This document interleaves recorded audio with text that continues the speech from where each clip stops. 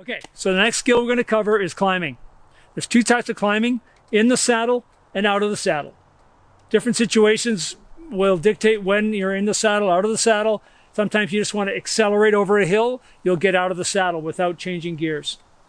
If it's a longer climb, you'll probably be sitting in the saddle. You'll be more efficient by sitting and pedaling faster than out of the saddle where you use a lower RPM.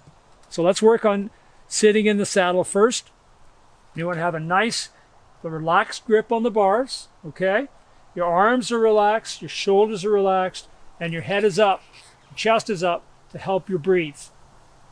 You don't have to worry so much about aerodynamics on a climb, so it's all about staying relaxed and keeping your breathing flowing, okay?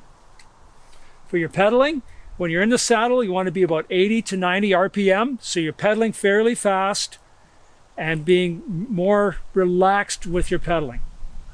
So let's go try that.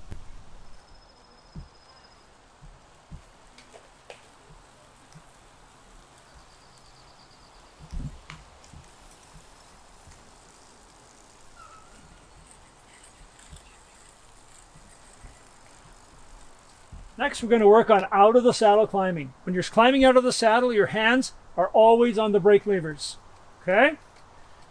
You pedal a little bit more slowly, sort of 60 to 80 RPM. So as you're in a bigger gear, pedaling more slowly to power up a short, steep section of climb. Hands out here, your arms aren't straight, they're still relaxed. As you're pedaling out of the saddle, you're rocking the bike a bit side to side, and you're staying relaxed in your upper body. You still have your chest up, okay, but you're just pedaling a bit more slowly.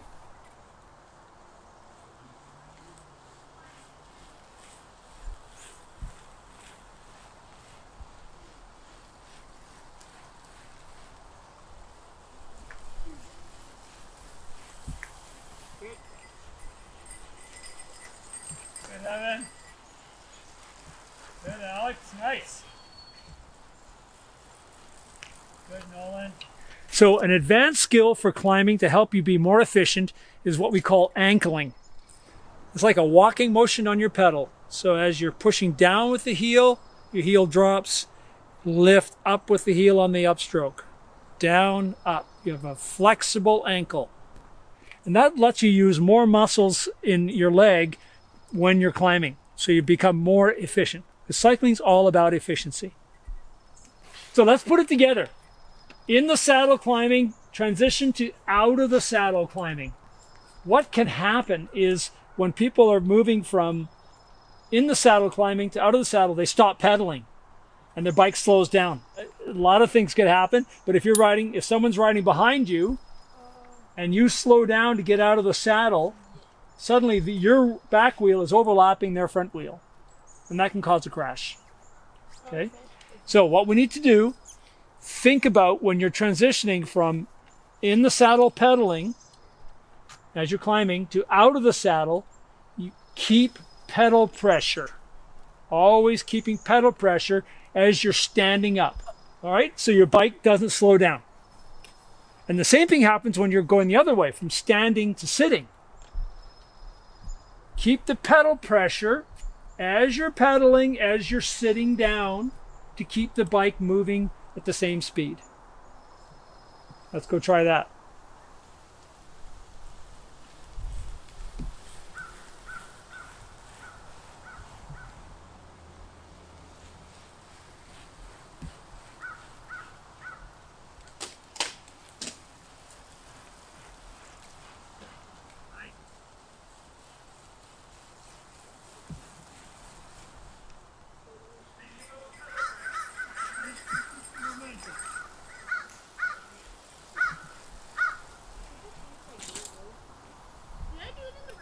And the same thing happens when you're going the other way, from standing to sitting. Keep the pedal pressure as you're pedaling, as you're sitting down, to keep the bike moving at the same speed. Let's go try that.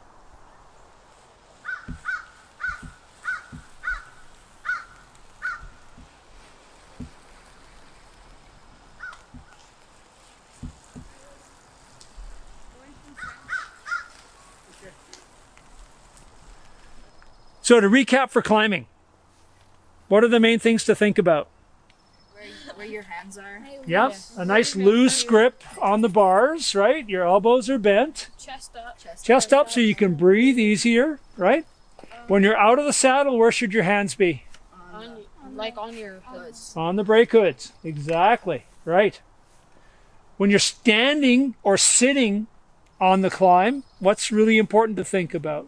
Steady cadence, keeping pressure on the pedals as you're standing or as you're sitting, so the bike doesn't slow down. When we're pedaling, what should we think about with our heels as we're pedaling? Like walking. A walking motion on your pedals, that's right. Pushing down with your heel, lifting with your heel, just like you're walking on your pedals. Exactly.